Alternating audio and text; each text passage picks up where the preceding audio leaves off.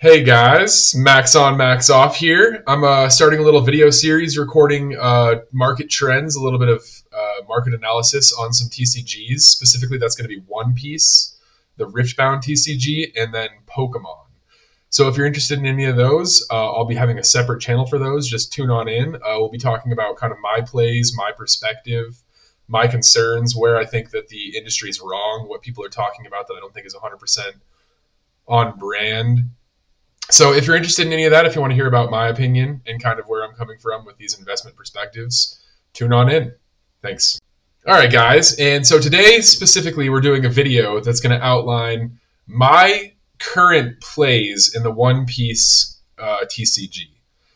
So I'm going to kind of go into what I would be doing right now, looking at the One Piece market, where it's currently at. So just talking a little bit about where the market currently is. I think the best thing that we could do, I think a lot of the industry is trending very similarly. We've seen a downturn in what I would call a cold market. I would say that the One Piece market has entered a cold market. So what does it mean when you're inside a cold market? It means that you're going to see stagnant prices for cards that people care about, and you're going to see falling prices for cards that people don't care about, and you're going to see less volume.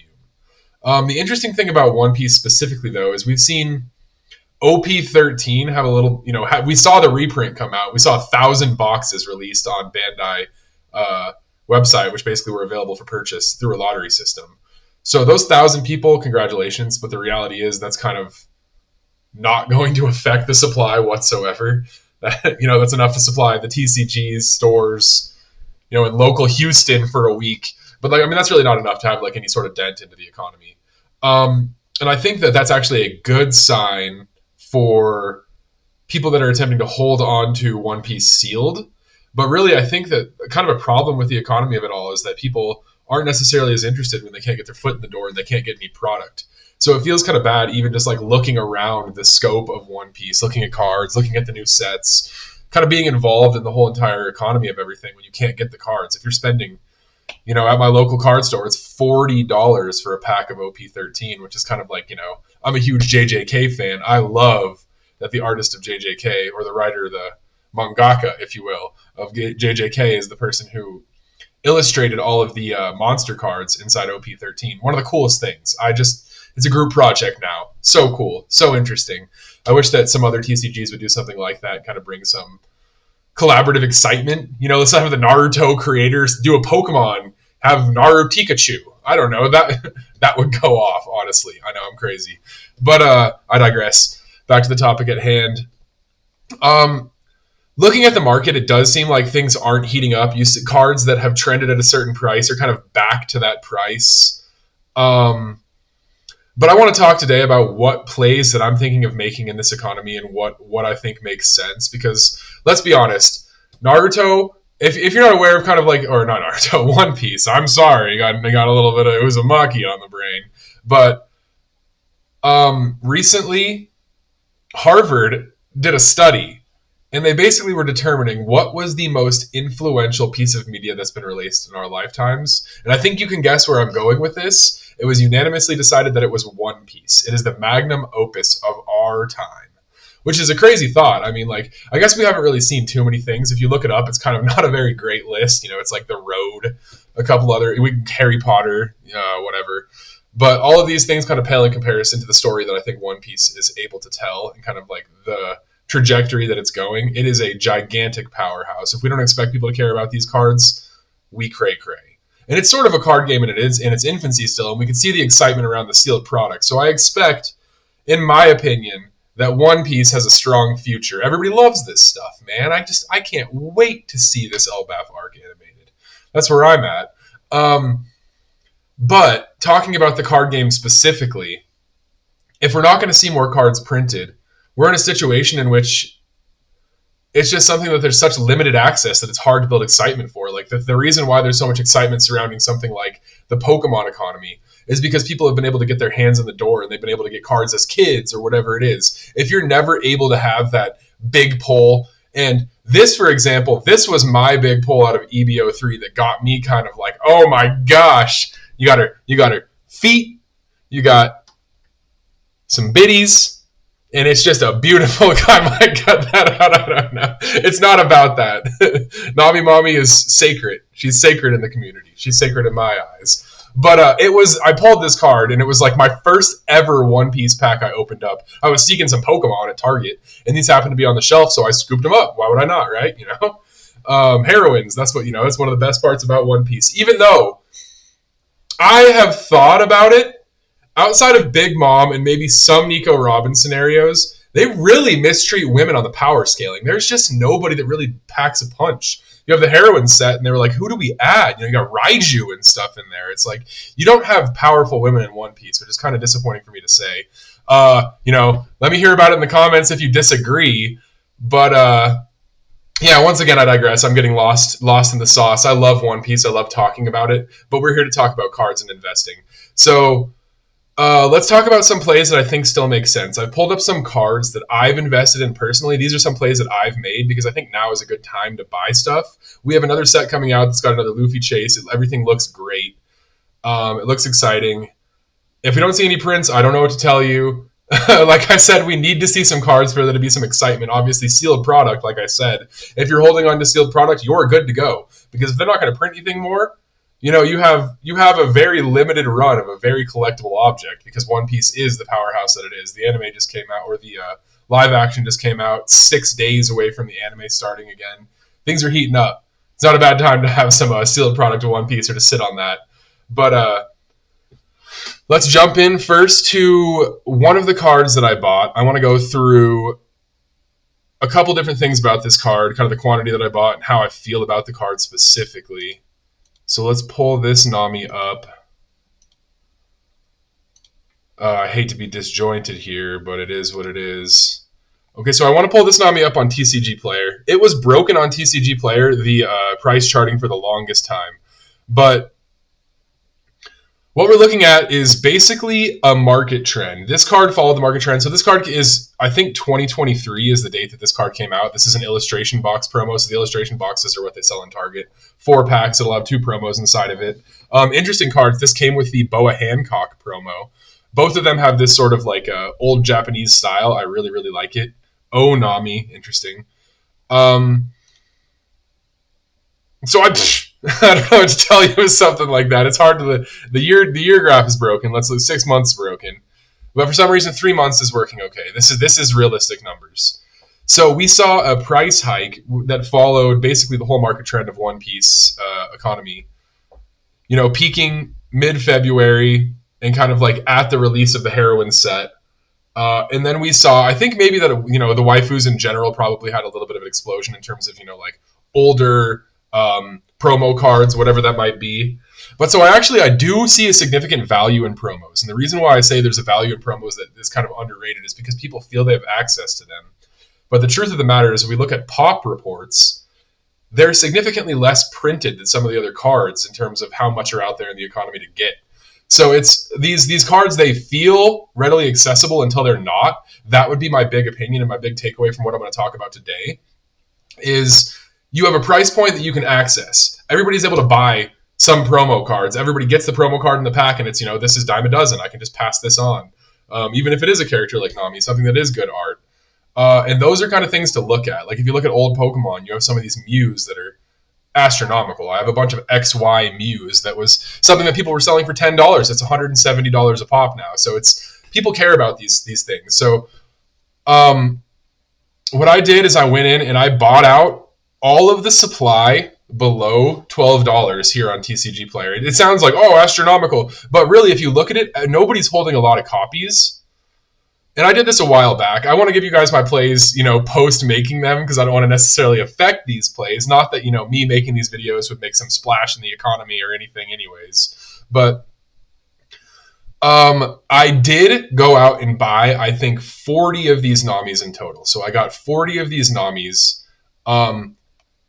I bought from, this is a hard thing that I don't know. Once again, let's hear it in the comments. I want to know how you guys would handle something like this. But I went down the list. I found cards that were near mint listed from somebody that had all of the accreditations that can be given through TCG Player. So, 50,000 plus sales is something that was kind of like what I was looking at, had all of everything going for them. And then had a quantity that, you're not picking your worst card and sending it to the homie. Because I've heard that about TCG Player before, that you go buy on eBay when you want to look at the quality of a card and you want to kind of, get scandalous with it and check it all out and check every corner and zoom in on the picture. But since there's no way to view the item that you're buying here on TCG Player, it's a little bit more of a gamble. You're kind of buying the bad copy. You're buying the binder copy on TCG Player, which is kind of rough. Which is why I get it's TCG Player. It's not TCG Investor.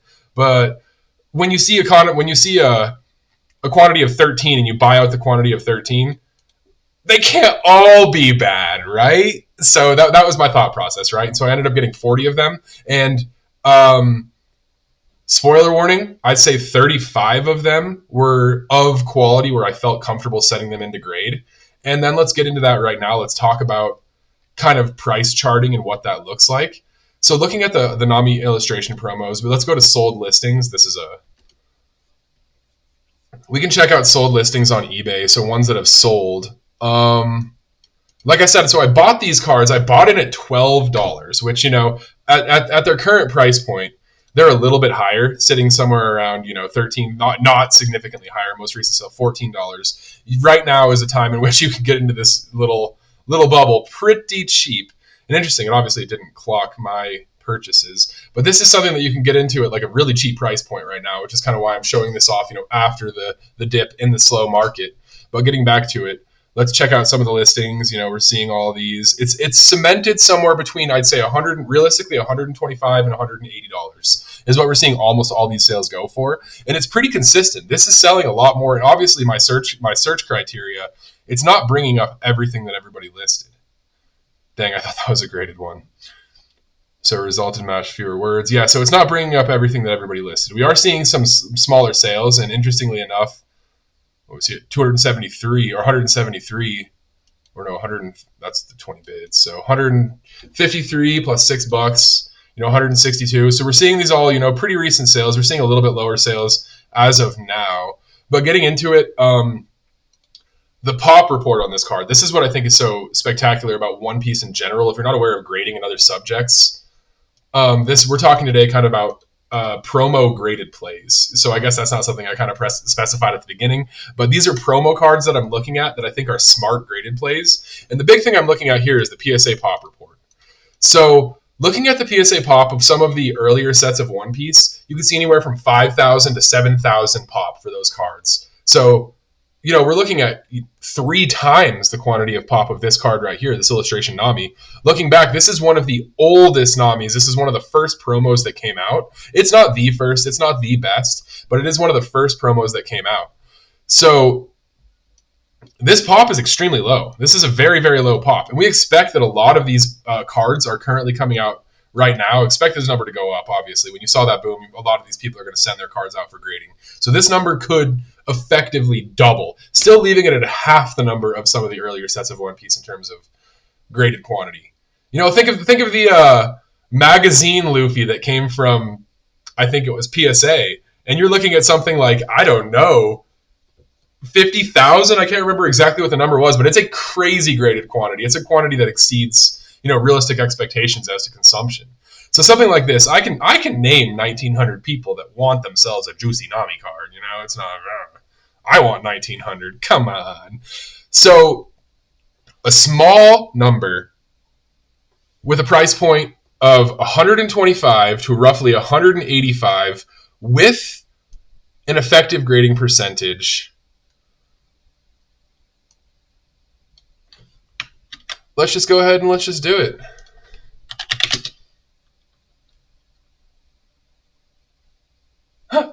Okay, so what is...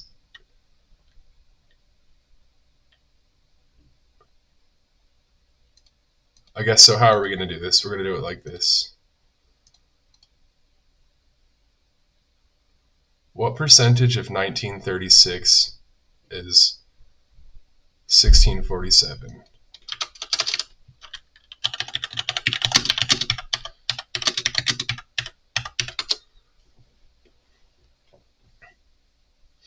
%. So, sorry, roundabout way for me to figure that out, but we're sitting at 85% PSA 10 return. on this card. And that includes everything. That includes people putting through some of the worst cards, whatever. I mean, obviously there isn't bad cards, that being the case. People aren't putting through cards that they necessarily think are going to grade bad. But what that tells me, and looking at pop reports across the One Piece card game, is that these cards come out, cut well, the foils are hard to damage. There's a lot of things about One Piece cards that make them very, very gradable. So the grading play on this is really interesting because if you have an 85% return on PSA 10, you're buying this card somewhere in the realm of $13 per, if you can find quality. But the thing is, the thing about quality is if 90% of these cards or 85% of these cards are grading out PSA 10, this isn't a Pokemon play. This isn't you thinking it's got a 30% chance to 10. I buy this card right here. Well, maybe not this one. I buy this card right here at $14 from Trading Card Corner.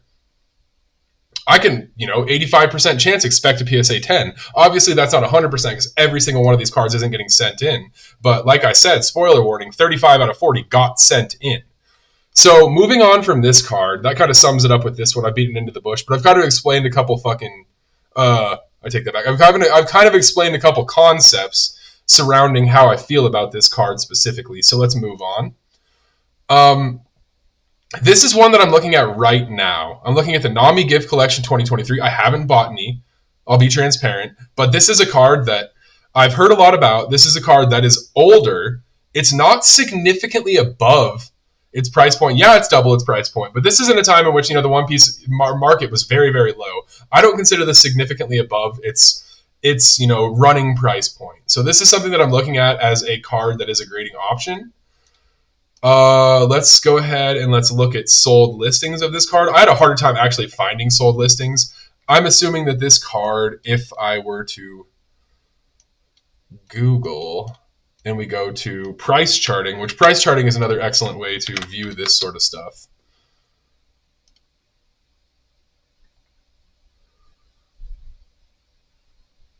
And we go to PSA 10 sold listings.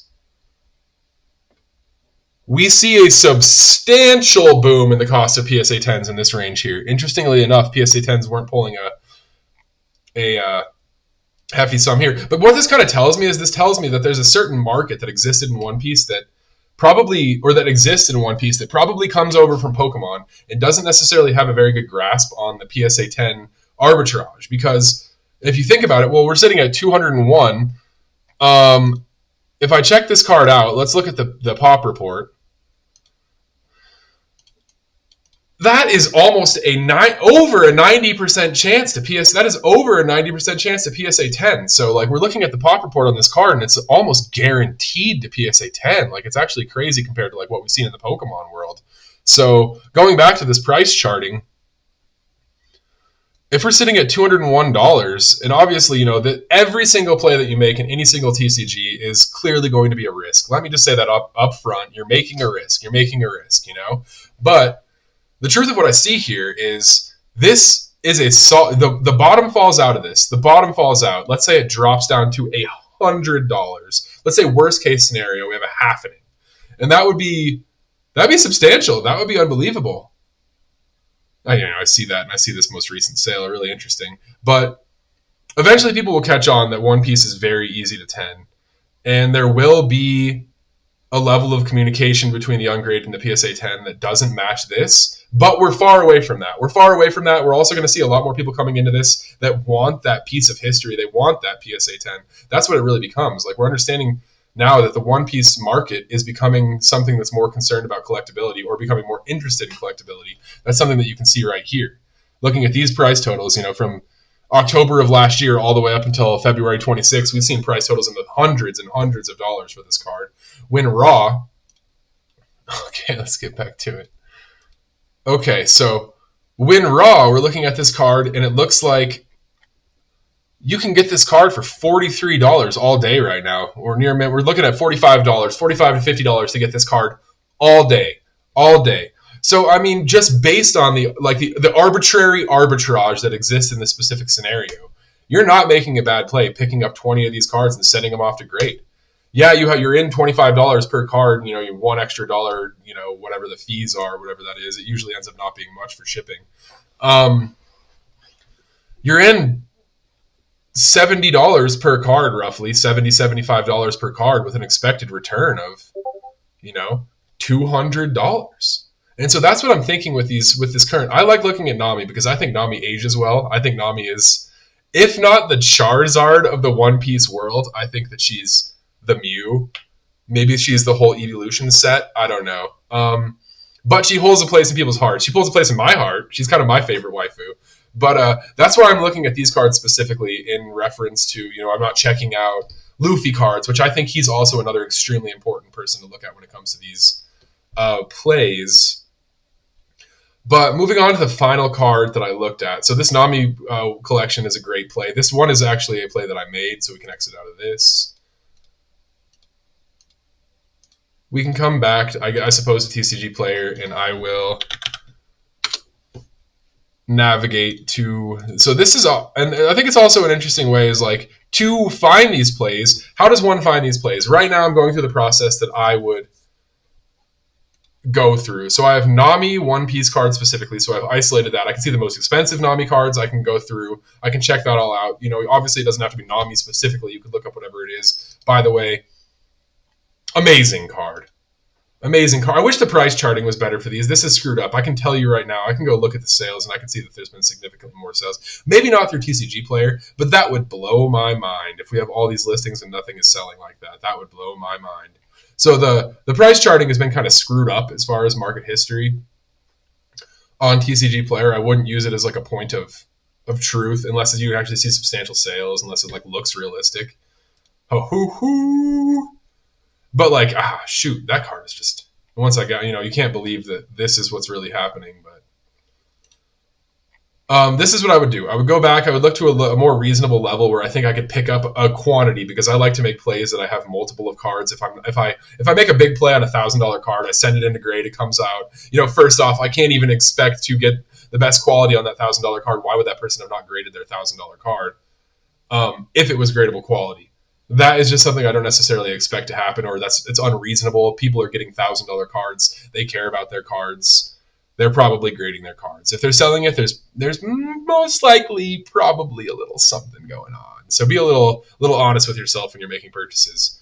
So I think it makes sense to come through, find something in a reasonable price range. And so this is what I was doing as I was checking through. I said, give it the eye test. What do I think has potential to be something that people care about? What do I think is something that catches the eye? And then I also look at like what's the rarity. So we're going to look at Pop Report. So the two cards that I did buy, and I don't want to go into this one, I did buy 20 of this card and send it off for grading. I think it's a smart play, and the reason why I think it's a smart play is I saw volume decrease, then I saw volume increase as it reached the $20 price range, which means what you're seeing is you're seeing price go down. If you don't know how to read these charts, a simple thing to look at is the blue bars is excitement. It's how much people care. It's how much people care about it. So this blue line is price. So when the price got all the way up here, people stopped caring. They said, I don't care about this card. That's too expensive. And as it dropped down, we saw the excitement bars, these bars of excitement start to go up. That's people purchasing.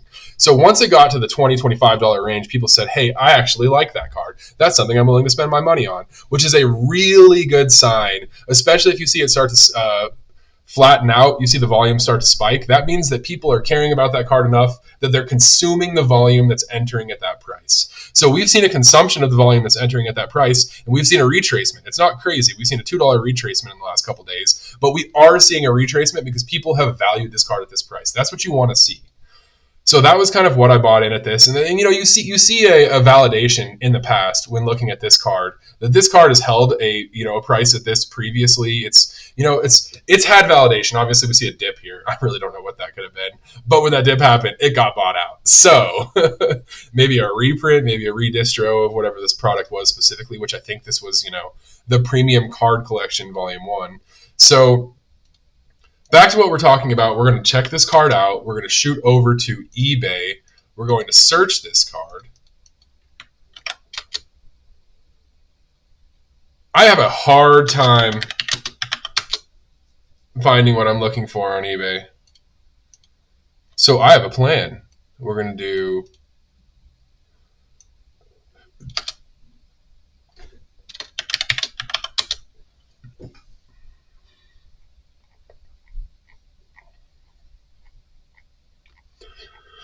So you guys are kind of witnessing one of the seeking moments. We're kind of seeing sold listings of these PSA graded Namis, and I'm seeking the one I'm looking for. And okay, here we go. There we go. There we go. You can't hide from me. Look at the PSA pop report. Does this card exist? You're telling me there's 527 of this card that came out in 2024 graded? And I sent off 20? I have a piece of history. And if we're seeing PSA 10 ratings like this, I can tell you right now, all 20 of them were minty fresh. Nah, minty. Straight mint. Oh my freaking gosh. Minty. So, with a PSA pop report like that, that's why I went on this card. But this isn't the one I specifically want to talk about. We're looking at back. This card here. And folks, let me tell you right now, that has a manga background. It's not a manga card, but it has a manga background. What's the price point on mangas, boys? What do you think? Let's look at another promo with a manga background. Maybe the Luffy NCAA card that's $200 right now. And I understand that there was a little bit of tomfoolery with that in terms of access to that card, but manga background on a promo is a big deal. And this is an older card. This isn't a card that came out today, yesterday. This is an older card. And look at this. You have an opportunity to buy it on this card that you will never have again. And look at the prices. This is it's sitting at a decent, reasonable price to purchase. It is a Nami freaking manga. And I'm going to say honestly right now, I don't think that the manga art is specifically that incredible. I really like SPs more, but the rarity point on mangas really gets people. So looking at this one, I think that this is the craziest play possible. That's a Japanese. Okay, so just getting into it, let's do what we've done with the other cards. Let's go check out Pop Report. The fact that price was there on a Japanese card is crazy.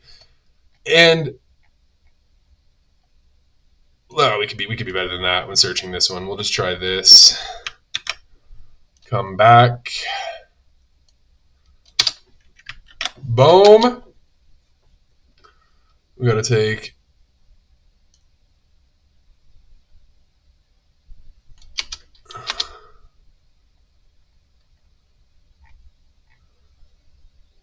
Japanese, English. Okay, so getting into it right now. Let's go check out the pop report on this card. Significantly more populous. If I was going to make a power play, I might look at the older card, the one that I talked about a second ago. Here. This might be a better play, a better price point, significantly lower pop. We're talking half the pop. And once again, obviously, in One Piece, you can't miss. You're grading the card, boom, done, graded. Shoe in, you're in there. Badoinga, so it's like you have really, really, really great return rates on these PSA 10 numbers. Yeah, so I mean, is it ever a bad play? You're seeing the sales history. I'm not making up the fact that these sell at these numbers. This is people buying these at these numbers. So the question is the risk of having the 3 to 4 month turnaround, do we still expect numbers like this in the future? We're going to see more of these graded, but moving back in time and buying old promos is not a bad choice because we're not going to see a million of these graded. We might see this number double. We might see this price drop down to $150. But we're buying this card at $30. We're almost guaranteeing that it hits a PSA 10 based on these pop reports. Come on, it's crazy. But once again, I digress. This is just what we're doing now in the One Piece economy. We're buying up cheap-ass, old-ass promos of the waifus that we like. If I see some Boa Hancocks, if I see some Nico Robbins, if I see something like that and I'm able to do this same sort of sequencing where I'm able to see recorded PSA 10 sales, listings of those, a good quantity of those, I'm able to see the value of the card, whatever it might be, low PSA 10 pop reports, all of this. I'm going to do it. I'm going to buy in. Until I'm proven wrong, I'm going to do it. So, like I said, guys, I submitted these cards at a live PSA grading event maybe 2 weeks ago. So I'll keep you up to date on all the plays that I'm making as I make them in the One Piece card economy. But this is something that I did. This is something that I think is a great idea. That's why I'm queuing you all in on it and saying, hey, follow my journey, see how this goes. We'll see what happens when I get these cards back, what the grades are going to be on these cards. But hey, thanks for tuning in.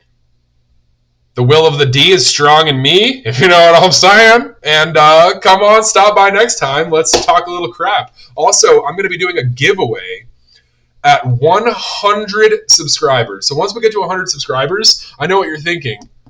Holy crap, we've been talking about it, and now he's being about it. We're going to go ahead and we're going to give out an Onami promo. This one right here. Absolutely minty. We kept one of the mint ones for you guys. So we're going to be giving out this Onami promo when we get to 2 or 100 subscribers on this channel.